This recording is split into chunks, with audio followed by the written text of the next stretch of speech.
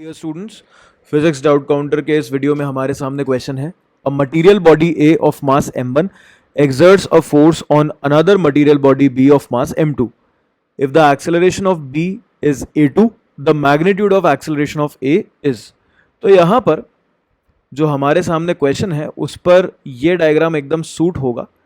ये रही हमारी बॉडी ए और इस ओर हमारी बॉडी बी रखी गई है।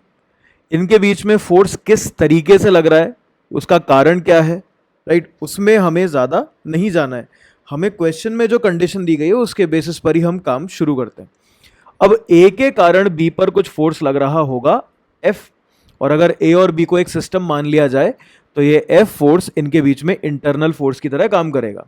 अब इस एफ फोर्स के प्रभाव में बॉडी बी जो है वो a2 एक्सेलरेशन से भाग रही है, यानी कि हम कह सकते हैं कि F equal to m2 multiplied by a2। Correct है। और क्योंकि ये एक इंटरनल फोर्स है और इस कैपिटल F को हम एक एक्शन की तरह देखेंगे तो एक रिएक्शन पेयर या एक रिएक्शन फोर्स बॉडी A पर भी लगेगा, राइट, जिसका मैग्नीट्यूड तो F के बराबर ही होगा पर डायरेक्शन ऑपोजिट होगा। तो यहां पर हम लिखेंगे कि इस F फोर्स के कारण बॉडी A का भी कुछ एक्सेलरेशन होगा, so m1a1। Now F as we know is m2a2, so m2a2 equal to m1a1।